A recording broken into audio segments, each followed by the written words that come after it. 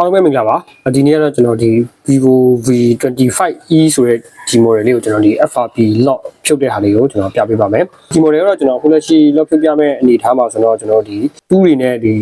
လောက်တာ support မပေးသေးဘူးပေါ့လေ support ပေးတဲ့ခါကျတော့ကျွန်တော်ဒီ IC ပေါ့လေသူရဲ့ UFS IC ကိုခွာပြီးမှဖြုတ်မလားဒါမှမဟုတ်ကျွန်တော်ဒီ CPU drain လို့ပြီးမှဒီ ISP ထောက်ပြီးမှပဲကျွန်တော် lock ဖြုတ်မလားဆိုပြီးမှလက်ရှိမှာရွေးချယ်စရာရှိရပေါ့လေအကေသူ့ရဲ့ဒီအော်ဒီ support ပေးရဆိုတော့လည်းအော်ဒီ support ပေးမှဒီ credit တွေပိုင်းနဲ့ဝယ်ပြီးမှဖြုတ်လို့ရှိရင်လည်းရတယ်ပေါ့လေဒါပေမဲ့အဲ့ဒါရောဈေးများတာပေါ့လေအခုကျွန်တော်ဖြုတ်ပြပေးမယ့်နည်းလမ်းတော့ဒီကောင်ကိုကျွန်တော်ဒီ ISP ထောက်မှာပေါ့လေ CPU drain လို့ပြီးမှ ISP ထောက်ပြီးမှပြပေးမယ်ပေါ့လေဒါဆိုရင်အခုသူ့ရဲ့ဒီ backlight ကတော့ကျွန်တော် backlight တွေတော့ခေါ်ထားပြီးသူ့ရဲ့ backlight ရဲ့ပုံစံကတော့ဒီလိုပုံစံနဲ့အခုတော့ဖြုတ်ပြပေးမယ်သူ့ရဲ့ backlight ရဲ့ပုံစံပေါ့လေ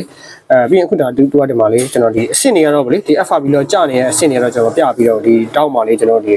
lock sign လေးပေါ့လေဒီက lock sign လေးတူပြနေလိမ့်မယ်အဲ့လို lock sign လေးဆိုတော့ဒါ lock sign လေးပါနေဆိုတော့ FRP တော့ကြာနေပေါ့လေ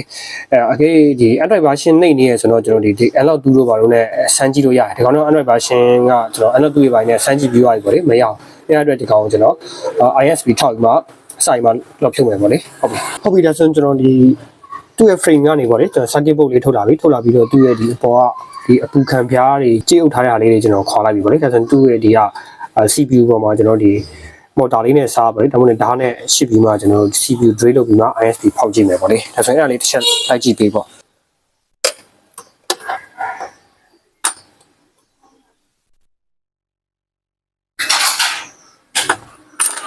ဒါဆိုရင်ဒီထောင်းမဲ့နေရာလေးကတော့ကျွန်တော်ဒီက MediaTek ကတော့ဒီကောင်ရဲ့ဟောပေါ့လေ MD6989V ရဲ့သူ့ရဲ့ဒီ ISP ထောက်မဲ့ point တွေကတော့ဒီက MediaTek ရဲ့ဒီ M ရဲ့ဒီ down လေးပေါ့လေဒီ down လေးကိုကျွန်တော်တို့ကဒီဘက် down ကိုကျွန်တော်တို့ကဓာတ်နဲ့ဖြည်းမော်တာနဲ့ဖြည်းမော်တာရှင်းနဲ့မော်တာနဲ့ပေါ့လေစာအိမ်မှာသူ point တွေပေါ်လာတဲ့ခါကျရင်အဲ့ဒါလေးကိုကျွန်တော်တို့ကဂျမ်ပါဂျိုးတွေထုတ်ပြီးမှဂျမ်ပါဂျိုးတွေထုတ်ပြီးမှကျွန်တော် ISP ထောက်အောင်ပါပေါ့လေဒီ down လေးသူ့ရဲ့ပုံလေးကိုလည်းကျွန်တော်ဒီကြည့်ပြီးမှထောက်လို့ရအောင်ကျွန်တော်ဒီပုံလေးကိုလည်း edit လုပ်တဲ့အခါတစ်ခါလေးထည့်ထားပေးမယ်ပေါ့နော်ထောက်မဲ့နေရာလေးကတော့ကျွန်တော်ဒီ M ဆိုရင်ဒီ M ရဲ့ဒီအစုံးလေးပေါ့လေဒီ M စုံးလေးကနေဒီကနေဒီထိပေါ့လေဒီဘက်ချမ်းကိုကျွန်တော်တို့ကထောက်အောင်ပါဒီဘက်ချမ်းလေးဟုတ်ပြီဒါဆိုကျွန်တော်တို့အခုဒီကကျွန်တော်မှာမော်တာလေးရှိရတဲ့အတွက်ဒီမော်တာနဲ့စားမယ်ပေါ့လေဒါဆိုမော်တာနဲ့စားတဲ့ခါကျရင်ကျွန်တော်ဒီထားမယ်ဟာကျွန်တော်တို့ကအခုဒီမှာဒီ IC ပေါ်မှာဒီအနက်ရောင်လေးနဲ့ကျွန်တော်တွေ့နေရတဲ့ဒီအုပ်ထားတဲ့အပေါ်ပဲကျွန်တော်တို့ကစားမှာပေါ့လေစားတဲ့ခါကျရင်ကျွန်တော်တို့ဒီလက်စမငြိမ်နေဘူးဆိုတော့ကျွန်တော်တို့ဒီမော်တာနဲ့ဟိုဒီအလွာကိုပေါ့လေနည်းနည်းလောက်စားပြီးရင်ကျွန်တော်ဒီတင်နာလေးနဲ့တူးပြီးမှကြည့်ပြီးမှပေါ့လေဒီနောက်ဆုံးအလွာလောက်ဒီရောက်ခံကြီးကြလို့ရှိရင်တော့ဒီမော်တာနဲ့မစားတော့ဘဲနဲ့ဒီဓာတ်နဲ့ပေါ့လေဓာတ်လေးနဲ့အသာလေးချစ်သွားတာပို့လို့အဆင်ပြေရကျွန်တော်အခုလုပ်ပြမယ့်ဟာလေးအတိုင်းပဲပေါ့လေဒီအပေါ်အလွာကိုကျွန်တော်တို့ဒီရနိုင်တဲ့လောက်ပေါ့လေကျွန်တော်ဒီမော်တာနဲ့စားမယ်စားပြီးလို့ရှိရင်ဒီသူ့ရဲ့အောက်က point ထောက်မဲ့လေယာရောက်ခံကြီးကြလို့ရှိရင်တော့ကျွန်တော်ဓာတ်လေးနဲ့ပဲအသာလေးဆက်စားသွားမယ်ပေါ့လေဟုတ်ပြီလို့ဆိုကျွန်တော်အဲ့ဒါလေးကိုမော်တာလေးနဲ့စားရအောင်ပေါ့လေ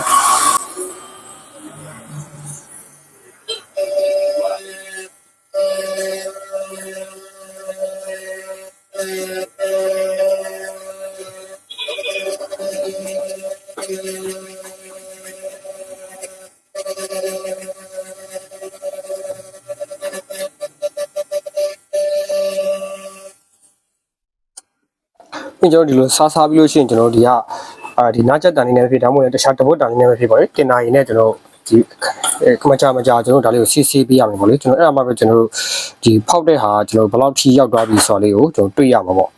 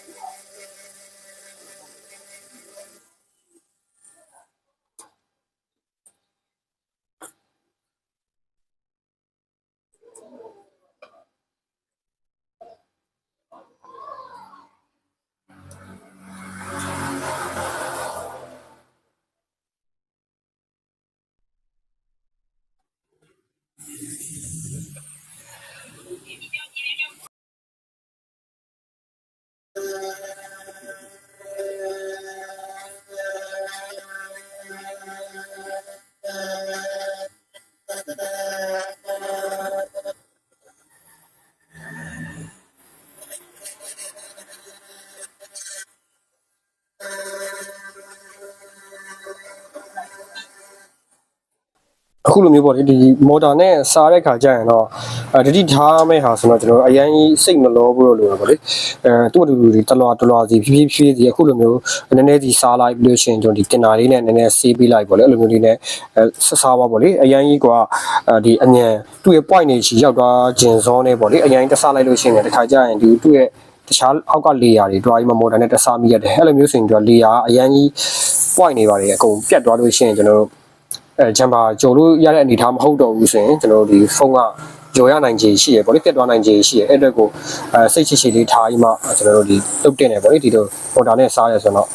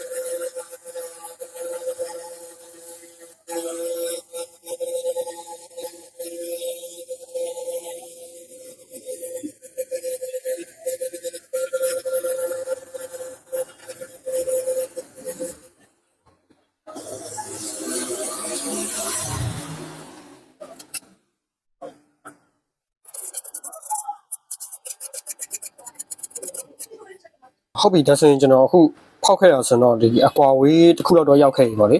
အဲ့ဒါပြီးတော့ကျွန်တော်ဒီမော်တာနဲ့ကတော့ဆက်မစားတော့ဘူးပေါ့လေမော်တာနဲ့မစားတော့ဘဲနဲ့ကျွန်တော်ဗာနဲ့ပြန်လုပ်မယ်ဆိုရင်ဒီကဓားလေးနဲ့ကျွန်တော်ပြန်လုပ်ပြောင်းမှရှင်းမယ်ပေါ့လေ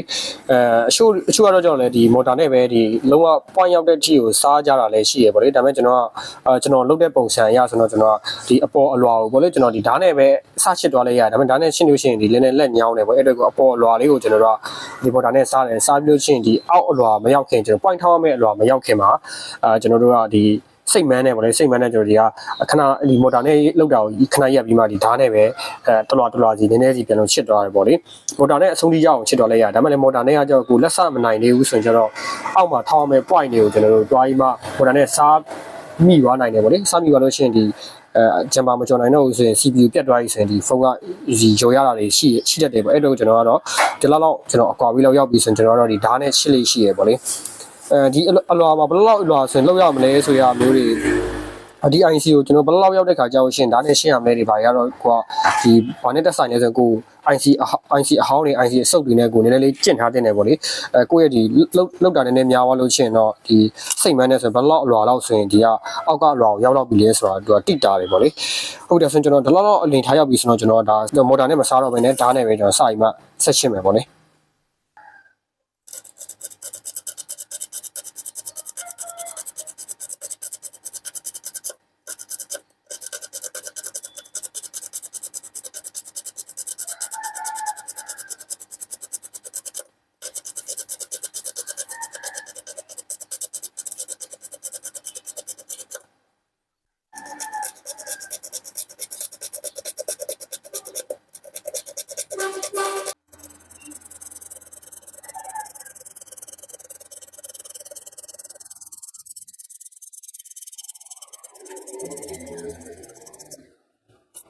သူ့လည်းဒီတိုင်းပဲပေါ့လေကျွန်တော်တလွာနည်းနည်းရှစ်လိုက်ပြီးလို့ရှိရင်ကျွန်တော်ဒီကတင်နာရီလေးနဲ့နည်းနည်းစီတုတ်ပြီးလိုက်ပေါ့လေဒီတင်နာရီနဲ့တုတ်လိုက်တဲ့ခါကျရင်ကျွန်တော်ကြည်ပြီးမှပေါ့လေနည်းနည်းအောက်ကအလွာကိုကျူပြီးမှနည်းနည်းမြင်ရတယ်ပေါ့လေအဲတော့ကျွန်တော်တင်နာနဲ့တုတ်လိုက်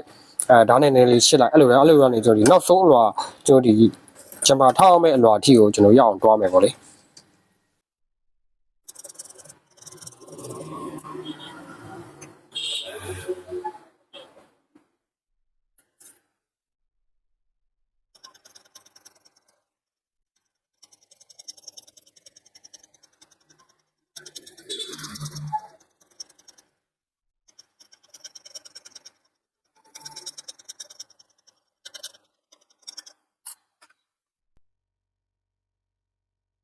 ဒီမှာဆိုရင်ကျွန်တော်ဒီ scope မှာပေါ့လေကျွန်တော်တင်နာရီလေးတူးလိုက်လို့ရှိရင်ဒီမှာကျွန်တော်အောက်ကအလွာလေးကိုစရင်မှကျွန်တော်တွေ့ရတယ်ပေါ့လေကျွန်တော်ဒီဘက်အချမ်းကတော့ဒီဘက်ကျွန်တော်ဒီလေးတောင်အကွက်လေးမှာဆိုရင်ကျွန်တော်ရဲ့ဒီဘက်အချမ်းပေါ့လေဒီဘက်အချမ်းကတော့ကျွန်တော်ထောက်တာမရောက်သေးဘူးပေါ့လေဒီဘက်အချမ်းမှာဆိုရင်ဒီမှာအစိမ်းရောင်လေးနဲ့ကျွန်တော်ဒီမှာ point လေးတွေစရင်မှတွေ့ရပြီပေါ့လေအဲ့လိုအလွာလေးရောက်လာပြီဆိုတော့ကျွန်တော်နည်းနည်းတိထားဖို့လိုပြီပေါ့လေအဲ့အရင်တွားမှကျွန်တော်တွေ့ရဲ့အပေါ်ဟာတွေအရင်တက်ရှစ်လိုက်လို့မရအောင်အရင်လက်အားထိပ်ပြီးအရင်တက်ရှစ်လိုက်လို့ရှိရင်ဒီအဲ့အလွာတွေပြည့်စည်သွားနိုင်လို့ရှိရင်ဒီဖုန်းကပါမနှုံးနိုင်တော့ဘူးပေါ့လေအဲ့တော့ကျွန်တော်အဲ့ဒါလေးဆိုရင်နည်းနည်းဒီထားကြီးမှလေးကျွန်တော်လှုပ်ရမယ်ပေါ့လေဟုတ်ပြီဒါဆိုရင်ကျွန်တော်ဒီဘက်ဘေးမှာဆိုရင်ကျွန်တော်အဲ့အလွာကိုကျွန်တော်ခက်မှန်းမိပါပြီမျက်လုံးနဲ့ဒီတွေ့သွားပြီဖြစ်တဲ့အတွက်ကျွန်တော်ဒီဘက်တောင်းကဟာလေးကိုကျွန်တော်ဒီဘက်တောင်းမှာစားဖို့နည်းတူနေတဲ့ဟာလေးကျွန်တော်မော်တာနဲ့နည်းလေးပြန်တော့စားလိုက်မယ်ပေါ့လေ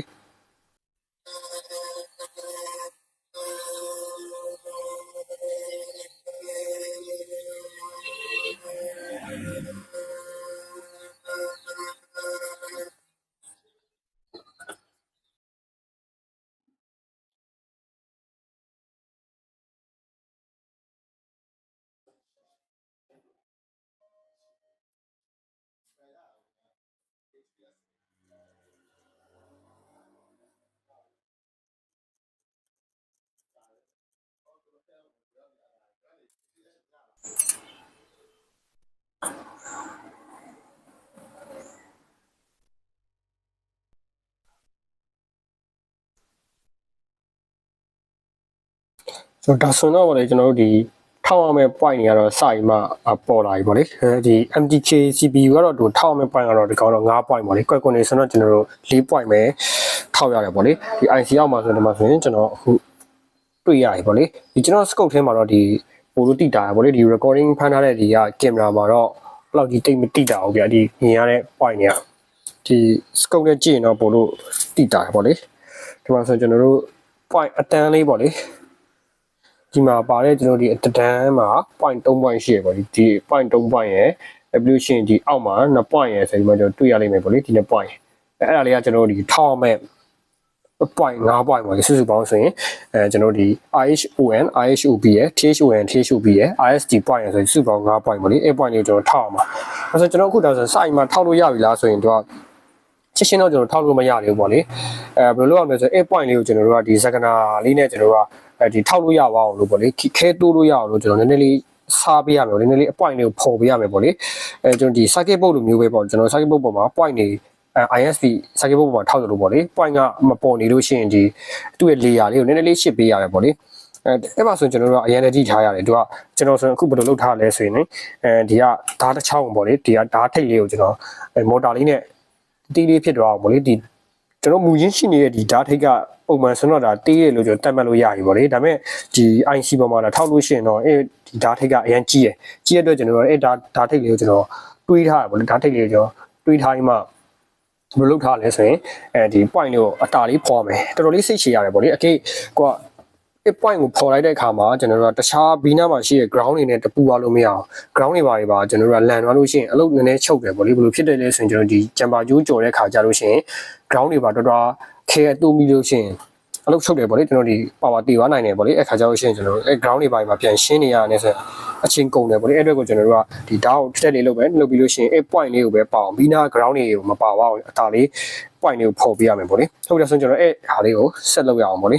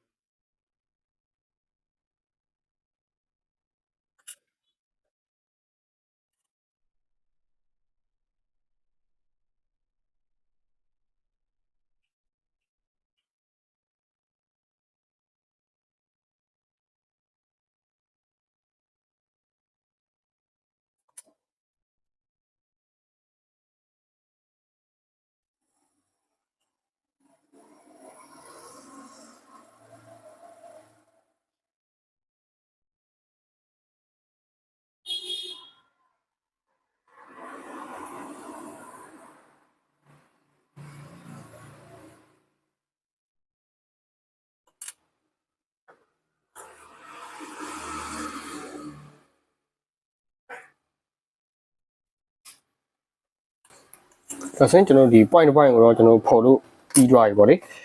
ဒါဆိုရင်ကျွန်တော်တို့ဒီ point ရဲ့ဒီ point မှာကျွန်တော်တို့ဒီကျင်းငုတ်လေးကျွန်တော်ပေါ်သွားပြီဒီဆိုကျင်းငုတ်လေးပေါ်သွားပြီဆိုတော့ကျွန်တော်တို့ဒီတစ်ပိုင်းအတွက်အဆင်ပြေပါနောက်တစ်ပိုင်းကျွန်တော်ထပ်ပြီးမှဖောက်မယ်ပေါ့လေဒီကကျွန်တော်တို့ဒီ IC စားထားတဲ့နေရာကိုလေတင်နာကြီးလေးချက်ချကြီးမှထောက်လို့ချင်းဘလို့ကြည်ရယ်ပေါ့လေတင်နာကြီးလေးတစ်ချက်တင်နိုင်လို့ချင်းဒီ point လေးကကြည်လေးကျွန်တော်ထွက်လာအဲ့ခါကျမှကျွန်တော်ဒီကဒါအချွန်လေးနဲ့အတာလေးကျွန်တော်တို့ point ကိုဖော်ပေးပေါ့လေ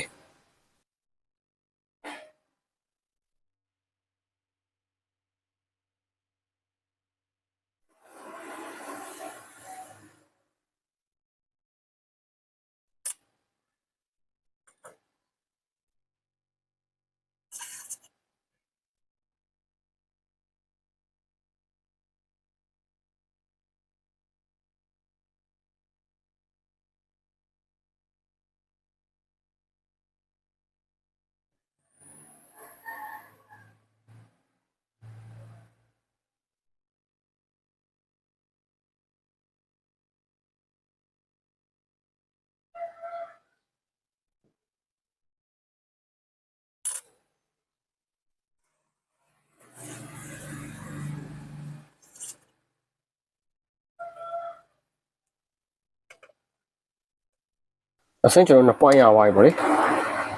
2 point ရပါပြီဒါဆိုရင်ဟုတ်ပြီဒါဆိုရင်ကျွန်တော်ဆက်ပြီးမှတခြား point လေးတွေလည်းစာရီမှပြန်ထောက်မယ်ပေါ့လေ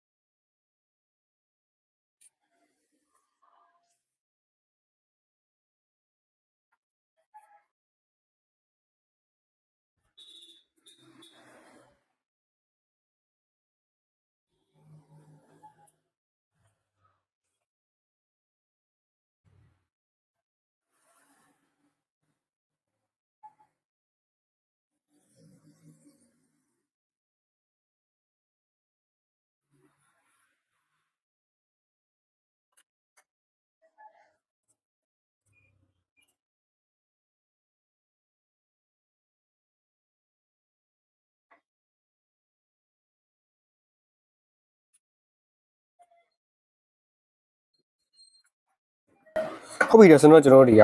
point လေးတွေ9 point လုံးပေါ်သွားပြီပေါ့လေဟုတ်ပြီဒါဆိုကျွန်တော်ဒီမှာ point တွေကတော့အစကြီးမှ9 point လုံးကျွန်တော်ရသွားပြီပေါ့လေထောက်ထားပြီးပြီ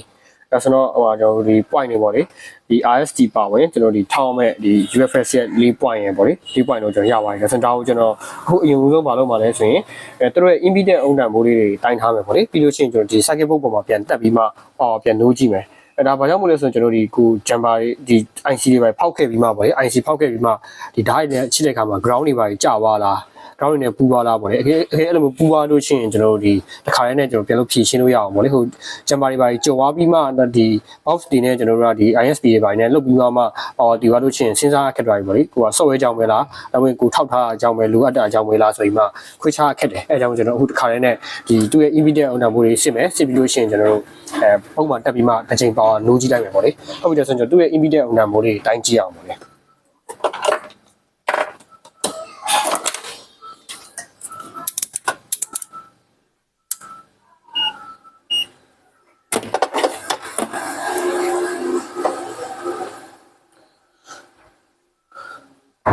ဒါဆိုတော့ immediate ဦးနံမိုးကတော့တော်တော်များများဒီတိုင်းတိုင်းမယ်လို့တော့ထင်တယ်ပေါ့လေကျွန်တော်ဒီကအနီကို ground ချပြီးမှဒီအနက်နဲ့ပေါ့လေကျွန်တော်ဒီအနက်နဲ့တိုင်းလိုက်လို့ရှင်ရပြီပေါ့လေဒီတိုင်းအုံးမှုပါ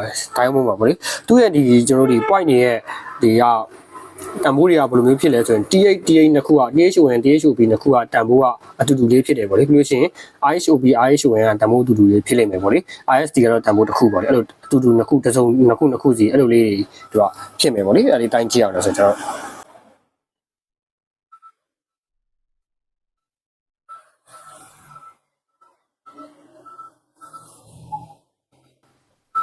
ကျွန်တော်ဒီက RH နှစ်ခုကတော့ 0.25 လောက်ပြတယ်ပေါ့လေTH ကတော့ကျွန်တော်ဒီ 0.33 3.34 လောက်ပြရပေါ့လေ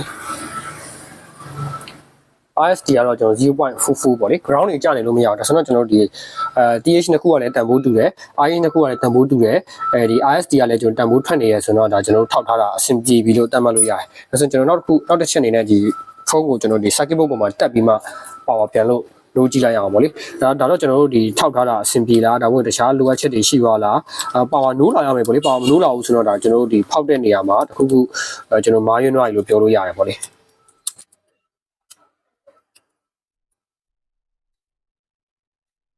ဟုတ်ပြီဒါဆိုတော့ဒါပါဝါနိုးတယ်ပေါ့လေကျွန်တော်ဒီအဆုံးထိရောပွင့်အောင်တော့မဆောင်တော့ဒီလိုပါဝါနိုးလာပြီဆိုတော့မှဒါကျွန်တော်တို့လောက်ထားတာအဆင်ပြေပြီလို့ပြောလို့ရပြီပေါ့လေဒါဆိုကျွန်တော်ဒါကိုပတိပဲဆွဲပြုတ်ပြီးမှဒါကိုကျွန်တော်အခုဘာလုပ်မလဲဆိုရင်ဒီအပြင်ကိုကျွန်တော်ဂျမ်ပါဂျိုးထောက်လို့ရအောင် point လေးတွေကိုကျွန်တော်တို့အရင်ဆုံးခဲကျွေးမယ်ပေါ့လေခဲကျွေးမယ်ဒါဆိုရင်ကျွန်တော်အခုဒီထင်းကျူးစီလေးနဲ့ခဲနဲ့တုပ်ပြီးမှစာရီမှာဒီ point လေးတွေကိုခဲကျွေးမယ်ပေါ့လေ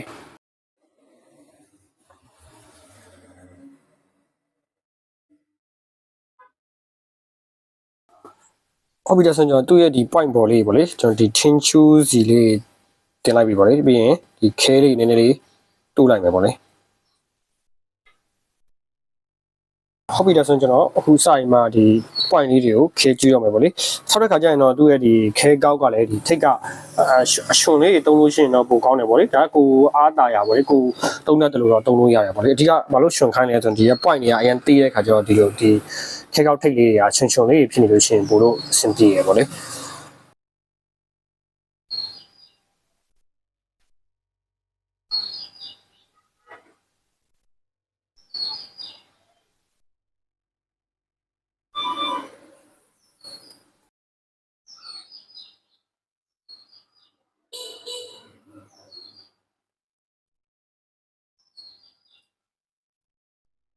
ဝေးရဆိုတော့ကျွန်တော်ရပါပြီပေါ့လေဒီ point 9 point လုံးကိုကျွန်တော်မှခဲ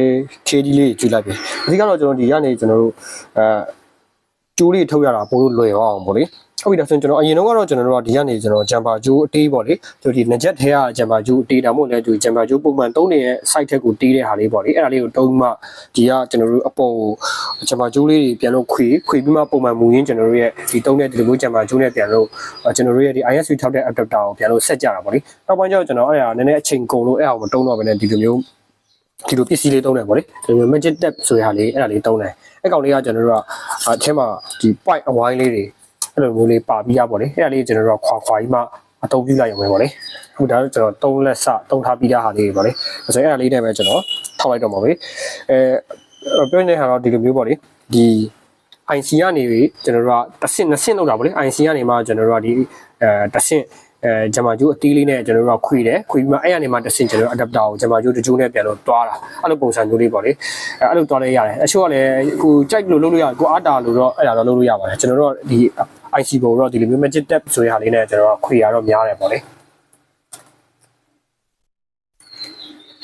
ဒီကောင်တော့ပါအားတာချက်ရှိပါလဲဆိုရင်ဒီ IC ကနေထုတ်တဲ့ခါကြလို့ရှိရင်ဂျမ်ပါကျိုးလိုမျိုးထုတ်လာပြီးလို့ရှိရင်အဝိုင်းနေခွေနေကြမလို့တော့အချိန်ကိုတက်တာဗောလေတစ်ခါတည်းနဲ့ကျွန်တော်တို့ကတန်းပြီးမှခင်းနဲ့တို့ပြီးမှတစ်ခါတည်းတန်းထောက်လိုက်လို့ရတယ်ဗောလေအဲအားတာချက်လေးရှိတယ်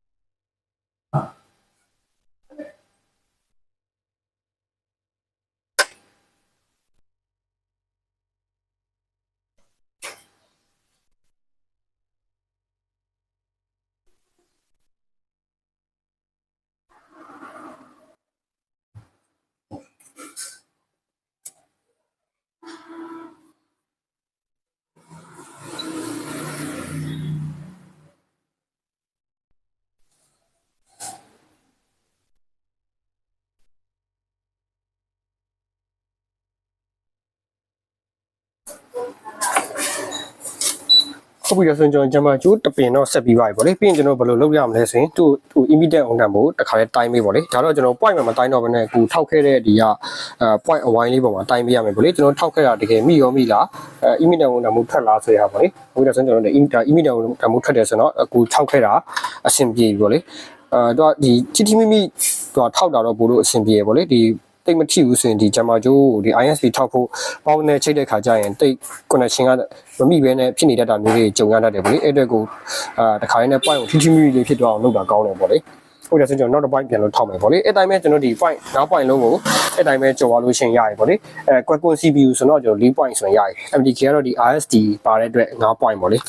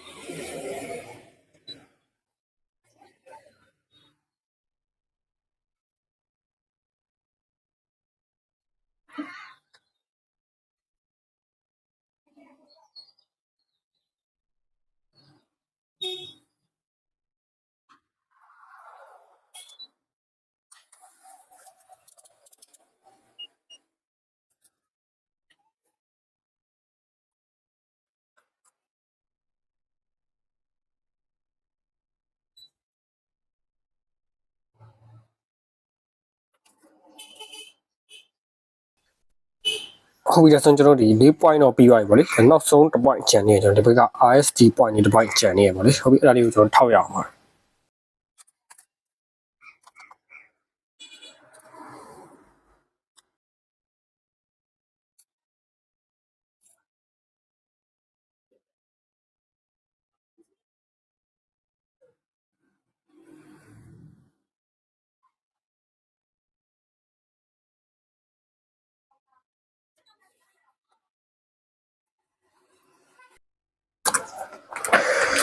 ဟုတ်ပြီဆိုရင်ကျွန်တော်တို့ဒီ point ကိုပေါ့လေကျွန်တော်ဒီမှာ 5 point လုံးကိုကျွန်တော်အပြင်ကိုဒီ point လေးတွေတော့ထုတ်ပြီးသွားပြီပေါ့လေဒါပေမဲ့သူတို့နည်းနည်းခိုင်တော့အောင်ပေါ့လေကျွန်တော်နည်းနည်းလေးခိုင်တော့အောင်ဒီလိုမျိုးကျွန်တော်တို့အစိမ်းစီလို့ကျွန်တော်တို့ဒီ service တမိုင်းခေါ်ကြတဲ့ဟာလေးနဲ့အဲ့ဒါလေးကိုနည်းနည်းလေးအထိန်းလေးပေါ့လေအထိန်းလေးဖြစ်တော့အဲ့ဒါလေးနဲ့တုံမယ်ပေါ့လေအရင်ဆုံးမထိန်းရင်ကျွန်တော်ဒီဟာလေးတင်နာရေးနဲ့စီးလိုက်မှာပေါ့လေချင်းချူးစီလေးတုံထားဖြစ်တဲ့ချင်းချူးစီလေးပြောင်းအောင်နည်းနည်းစီးလိုက်မှာပေါ့လေ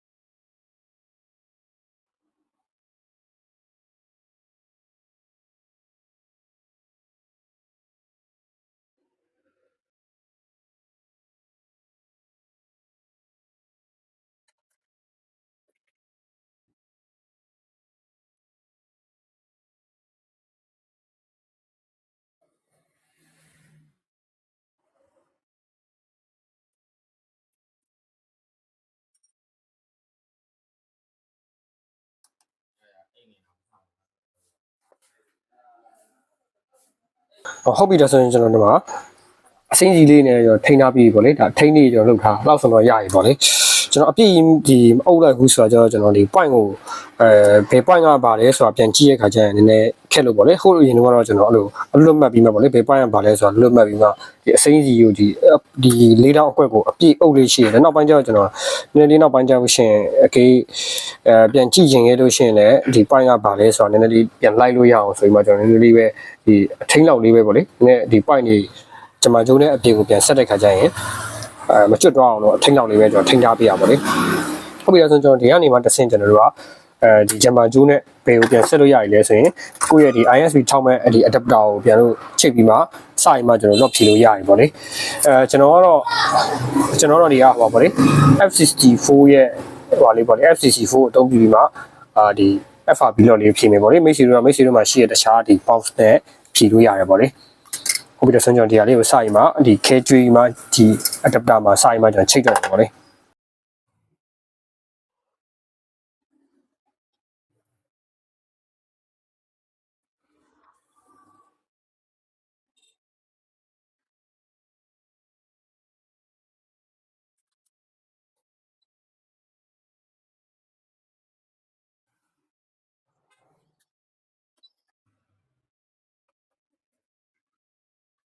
ကျွန်မဂျိုးကတော့ဒီ adapter နဲ့ချိတ်လို့ပြီးသွားပြီပေါ့လေကျွန်တော်ဘယ်နှဂျိုးချိတ်လိုက်ရလဲဆိုရင်ကျွန်တော်ဒီက MTK ဖြစ်တဲ့အတွက်ဒီ ISD ground ရယ် THON THOP IHON IHOP စုစုပေါင်းကျွန်တော်ဘယ်နှကြောင်းလဲဆိုရင်6ကြောင်းပေါ့လေ ground အပေါင်းဆိုရင်6ကြောင်းကျွန်တော်ချိတ်လိုက်ရတယ်ပေါ့လေ ground ကတော့ကျွန်တော်ဒီကဒီခဲကျိုးနဲ့ပဲကျွန်တော်ချိန်ထားလိုက်တယ်ပေါ့လေကျွန်တော်0ကနေ 5G ပေါ့လေပြီးရင်တော့ကျွန်တော်ဘယ်လိုလုပ်လို့ရှိတယ်ဆိုဒီဘက်ကိုတော့ကျွန်တော်တိတ်လေးနဲ့ကတ်တယ်ပေါ့လေဘာလို့ဂျမ်မာဂျိုးတွေတခုဒီ adapter မှာတစ်ချိတ်ပေါင်းမှာတစ်ချိတ်တုံးချိတ်တဲ့ခါကျရင်ဒီဂျိုးတွေပေါင်းမှာတစ်ချိတ်တဲ့ခါကျရင်ဒီဂျိုးတွေပြုတ်သွားမှာကြောင့်မို့ပေါ့လေအဲကြောင့်ဒီမှာတိတ်လေးနဲ့ကျွန်တော်ကတ်လေးရှိရပေါ့လေဟုတ်ပြီဒါဆိုကျွန်တော်အခုဘယ်ပိုင်းကိုတွားရအောင်လဲဆိုရင်ကျွန်တော်ဒီ software ဘက်မှာဘယ်လိုမျိုး FRB log ကိုတက်ဖြုတ်မလဲဆိုတာလေးကိုတစ်ချက်လိုက်ကြည့်အောင်ပေါ့လေဒီ ISP ထောက်ထားတဲ့ဟာကိုပေါ့လေကျွန်တော်ဒီ F64 ပေါင်းနဲ့တော့ကျွန်တော်ချိန်လိုက်ပြီပေါ့လေအခုကိုကျွန်တော်ဒီ boot ကြိုးတွေမကြော်ရတဲ့အတွက်ဒီကနေကျွန်တော်ဒီ charging ကြိုးတော့ကျွေးထားရတယ်ပေါ့လေဟုတ်ပြီဒါဆိုရင်သူ့ရဲ့ software ကနေကျွန်တော်တို့ဒီ FRB log ဖြုတ်ကြည့်အောင်ပေါ့လေဟုတ်ပြီဒါဆိုရင်ကျွန်တော်ဒီက F64 ပေါင်းရဲ့ software ဖွင့်ရမယ်ပြီးရင်ဒီကဒီ3 can cloud လေးပေါ့လေ connect ဆွဲထားအောင်လိုက်မယ်ဟုတ်ပြီဒါဆို connect ဖြစ်သွားရင်ဒီ UFS tag out ထဲဟာဒီက ISP mode ဆိုတာလေးကိုအမှန်ကြီးရှင်းမယ်ရှင်းပြီးရင်ကျွန်တော်ဒီရအောင်အရင်ဆုံးချိတ်ကြည့်မယ်ပေါ့လေတခြားဘယ်ဟာမှမချိန်နေဘဲနဲ့အရင်ချိတ်ကြည့်မယ်ဒီတိုင်းချိတ်လို့ရသွားရင်လည်းအဆင်ပြေရပေါ့လေ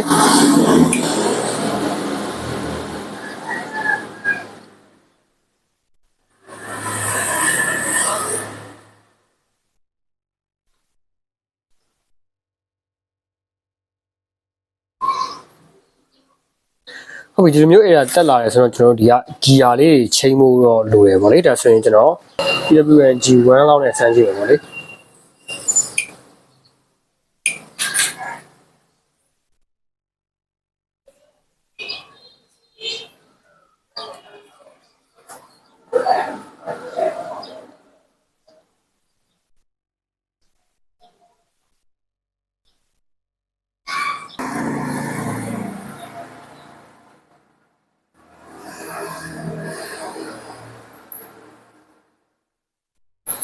ဟုတ်ပြီဒါဆိုရင်ကျွန်တော်ဒီလိုမျိုး information တွေကြာလာရမယ်ပေါ့လေပြီးရင်ဒီသူ့ရဲ့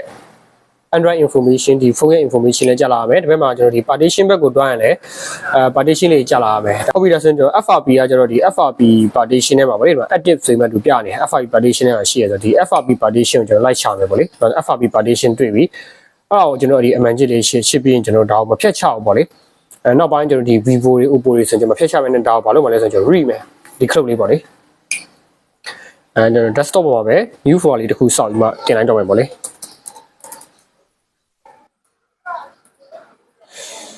အဲ့ထဲမှာကျွန်တော်ဒီ backup ဆွဲလိုက်မယ်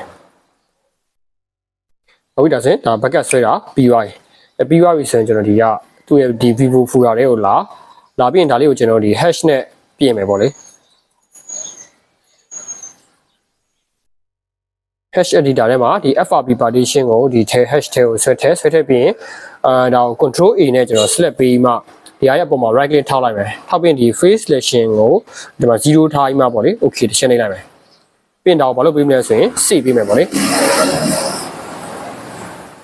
ဟုတ်ပြီဒါဆိုရင်ကျွန်တော်ဒီကအပေါ်ဟာလေးကဒါကျွန်တော်ပြင်ထားတဲ့ဟာပေါ့လေဒီအောက်ကဟာကျွန်တော် .bak ပါတဲ့ဟာလေးကတော့ဒါကျွန်တော်ဒီမူရင်းဟာပေါ့လေကျွန်တော် hash နဲ့ပြန်ကြည့်မယ်ဆိုရင်hash နဲ့ပြန်ကြည့်မယ်ဆိုရင်ကျွန်တော်ဒီကကျွန်တော်ပြင်ထားတဲ့ဟာလေးကဘာပဲဖြစ်နေရမလဲဆိုရင်ဒီ0တွေပဲဖြစ်နေရမယ်ပေါ့လေအဲဆိုရင်ဒါကျွန်တော်ပြင်ထားတဲ့ဟာအဲ့ဒါလေးကိုကျွန်တော်ဘာလို့ပေးမလဲဆိုရင်အစားထိုးပြီးမှပြန်ရေးပေးမယ်အဲဆိုရင်ကျွန်တော်ဒီက partition တက်ထဲတွားပြီးရင်ဒီကFRP ကိုပေါ့လေ click နဲ့ check ခောက်ပြီးရင် desktop ပေါ်ကကျွန်တော်ဒီ Vivo တွေကိုပြန်သွားခဏ Vivo V27e ရဲ့တွားဒီအပေါ်ကကျွန်တော်ပြင်ထားတဲ့ဟာတွေကို click နဲ့ check ခောက်ပြီးမှရွေးပြီးအဲ့ဒါကိုဘာလို့ပေးမလဲဆိုရင်ရေးပေးမယ်ပေါ့လေဒါဆိုရင်ဒီအရာက right တဲ့ clock ဒါဆိုရင်ဒါလေးတစ်ချက်နှိပ်လိုက်မယ်ဟုတ်ပြီဒါဆိုရင်ကျွန်တော်တို့က FRP partition ရေးလို့ပြီးသွားပြီပေါ့လေဒါဆိုတော့ကျွန်တော်တို့က FRP လောက်ပြုတ်ဖို့တေချာသွားပြီပေါ့လေတေချာကျင်တော့ကျွန်တော်ဒီကscan file မှပြန်လို့စစ်လို့ရတယ်ဒါပေမဲ့ကျွန်တော်ကြာနေမှာကြောင်းကျွန်တော်မစစ်ပြတော့ဘူးပေါ့လေဟိုမှာကျွန်တော်စစ်လိုက်တဲ့ခါကျရင်ဒီက FRP မှာ active ဆိုပြီးမှသူမပြနေရတော့ဒီလိုအနီရောင်စာရိုင်းနဲ့မပြနေဘူးဆိုတော့ FRP လောက်ပြုတ်သွားပြီအဲတော့ကျွန်တော်တို့ဒါလုပ်နေကြဆိုတော့ကျွန်တော်ဒါကြီးမစစ်တော့ဘူးပေါ့လေ FRP ကိုဒီကျွန်တော်တို့ဒီ hash နဲ့ကျွန်တော်0ပြောင်းပြီးလို့ရေးပြီးပါပြီဆိုရင်ရပြီပေါ့လေအဲဆိုဟုတ်ပြီဆိုရင်ကျွန်တော်ဒါကိုကျွန်မကြိုးဖြုတ်ပြီးမှကျွန်တော် power လို့ကြည့်မယ်ပေါ့လေလို့ကြည့်လို့ရှိရင် FRP လို့ပြုတ်သွားလားမပြုတ်သွားလားဆိုတော့တစ်ချက်လောက်ကြည့်အောင်ပေါ့လေဟုတ်ပြီဆိုရင်ကျွန်တော်ဒါဖုန်း circuit board ကိုကျွန်တော်ပြန်တက်လိုက်ပြီပေါ့လေတက်ပြီးပြီဆိုတော့ power ပြန်လို့လို့ကြည့်အောင်ပေါ့လေဒီတော့စင်တာဖုန်းကတော့power တော့တက်လာပြီပေါ့လေ FRP လို့ပြုတ်လားမပြုတ်လားကျွန်တော်ဒီ set လေးကြော်ပြီးမှတစ်ချက်လောက် host တီးရောက်တဲ့အထိတွားကြည့်အောင်ပေါ့လေဟုတ်ပြီဒါဆိုရင်ကျွန်တော်ဒီက language ရွေးတဲ့ဒီ step လေးတွေကြော်လိုက်မယ်ပေါ့လေ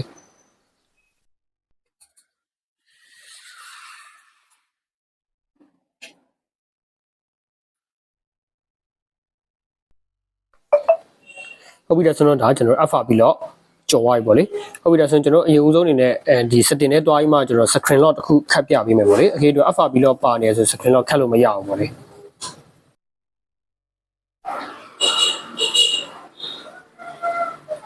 ဟုတ်ဒါဆိုရင်ကျွန်တော် screen lock ခတ်လိုက်ပြီပေါ့လေဒါဆိုရင်ကျွန်တော် screen lock ခတ်ပြီးရင်ပေါ်ဒီချက်ပိတ်လိုက်မယ်ဒါဆိုရင်တော့ screen lock ခတ်သွားပြီပေါ့လေဒါဆိုတော့ကျွန်တော်ဒါ FRP လို့ပြုတ်သွားပြီလို့ကျွန်တော်ပြောလို့ရတယ်ပေါ့လေအကေ screen lock ပါနေသေးရဆိုတော့ဒါ FRP လို့မပြုတ်သေးဘူးဒါကျွန်တော်ယာယီဒီ home screen ကိုတွားထားတဲ့ပုံစံပဲရှိသေးရပေါ့လေဒါဆိုတော့ကျွန်တော်ဒါ FRP လုံးလုံးပြုတ်သွားပြီလို့ကျွန်တော်ပြောလို့ရတယ်ပေါ့လေအခုလောက်ဆိုတော့ကျွန်တော်ဒီ FRP လို့ဖြုတ်တဲ့ CPU drain လုပ်ပြီးမှပေါ့လေ FRP လို့ဖြုတ်တဲ့ဟာလေးကိုစပြီးမှလေ့လာနေတဲ့လူတွေနေဆိုရင်ဘယ်လိုမျိုးတဆင့်ချင်းကြီးလောက်ကြလဲဆိုတာလေးကိုဒီအကြမ်းပြင်းလောက်ပေါ့လေနားလည်မလို့ပြောနေပါလေနောက်ဗီဒီယိုတွေမှာလည်းကျွန်တော်ဒီအချိန်ရတယ်ဆိုရင်အချို့အလုံးလေးတွေကျွန်တော်ဒီ video record ဖမ်းပြီးမှပေါ့လေပြန်လို့တင်ပေးပါအောင်မယ်ပေါ့လေအားလုံးကျေးဇူးတင်ပါတယ်